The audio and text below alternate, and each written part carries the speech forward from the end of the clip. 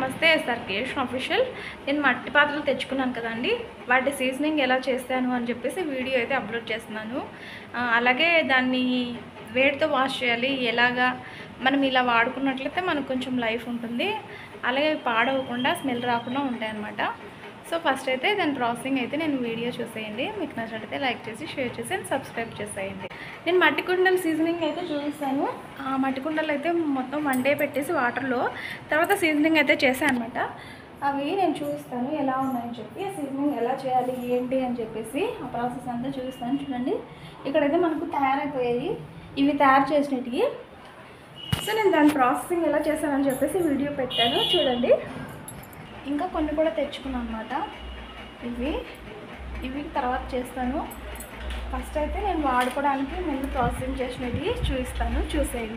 అంటే ఇలా నీటిలో ఉంచిన పాత్రల్ని తీసేసి శుభ్రంగా తడి లేకుండా తుడిచి పెట్టుకోవాలన్నమాట. ఒక పొడి బట్ట తీసుకొని శుభ్రంగా తడి లేకుండా, అసలు తడి ఉండకూడదు, తుడిచేసి పెట్టేసి దాంట్లో రైస్ ఫ్లోర్ కానీ గంజి కానీ వేసేసి నిండుగా నీళ్ళు నింపేసుకొని, ఆ పాత్రలు నిండుగా నీళ్ళు నింపేసుకొని కాంచుకోవాలి.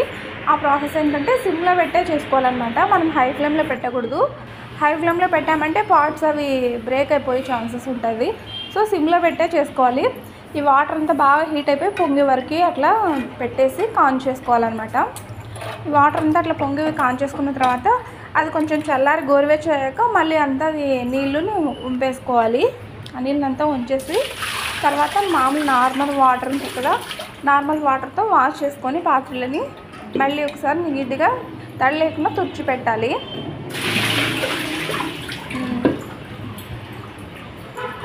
ఈ విధంగా ఉంది కదా, ఇదంతా ఉంచేసి ఈ పాత్రలని తడి లేకుండా అయితే తుడిచేసి పెట్టాలి. తర్వాత దీనికోసం అయితే మనం ఆయిల్ అప్లై చేయాల్సి ఉంటుంది. అది కొబ్బరి నూనె ఎండవచ్చు, లేదంటే వంట నూనె ఎండవచ్చు. నేనైతే వంట నూనె వాడుతున్నా, కొంచెం తిక్కుగా ఉన్నది. ఇది ఉంటుంది కదా పల్లీల ఆయిల్ అయితే అప్లై చేస్తున్నాను నేను. ఈ ఆయిల్ అప్లై చేయడం వల్ల ఏమవుతుందంటే ఈ పార్ట్స్ కింద అడుగు భాగం అంతా సాఫ్ట్ అయిపోతుంది, చుట్టూ అంతా. అది మనకి 2 days ఉన్నాక చూడాలి ఎలా అవుతుందో. ఇలా ఉంది కదా గరుగ్గా, దీనికంతా అప్లై చేస్తున్నాను ఆయిల్.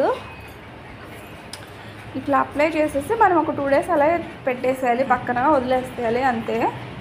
వీటిని శుభ్రం చేసుకోవడం కూడా ఎలా అంటే ఫస్ట్ సోప్ ఆయిల్ డిటర్జెంట్ అలా అప్లై చేసి వాష్ చేసేటప్పుడు వెంటనే కడిగేసుకోవాలి. మొత్తం అన్నీ వాష్ చేశాక వాటర్తో అంటే అవ్వదు, అలా చేయకూడదు, స్మెల్ వస్తాయి. ప్లస్ ఆ లిక్విడ్స్ కూడా పీల్ చేసుకుంటాయి అన్నమాట. అలా లేకుండా మనం వెంటనే కడిగేసుకోవాలి. అట్లా ఉంటే కొంచెం లైఫ్ ఉంటాయి, మంచిగా ఉంటాయి అంతే.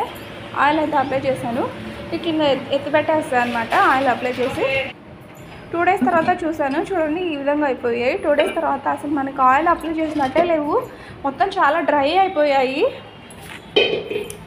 అంత మామూలుగా ఉన్నాయి, అసలు కొంచెం కూడా ఆయిల్ లేదు, చేతికి అంటడం లేదు, చాలా మామూలుగా ఉన్నాయి. అంత సాఫ్ట్ అయిపోయాయి అన్నట్టు, లోపల కూడా చాలా బాగున్నాయి. ఇంకా దీంట్లో మనం వంట చేసుకోవచ్చు అంతే అండి ప్రాసెస్. ఇలా నీట్లీ కాంచి ఆయిల్ అప్లై చేసి అట్లా ఉంటే మనకి బ్రేక్ అవ్వకుండా కొంచెం కొన్ని రోజులు, ఒక 1 year 2 years అలా పెట్టుకోవచ్చు అనమాట. జాగ్రత్త వాడుకుంటే ఇంకా కొన్ని రోజులు కూడా ఉంటాయి, కానీ మినిమం 1 year 2 years అంతే. దీనిలో వాడుకోవడం వల్ల చాలా హెల్దీ అండ్ టేస్టీగా ఉంటాయి వంటలు కూడా.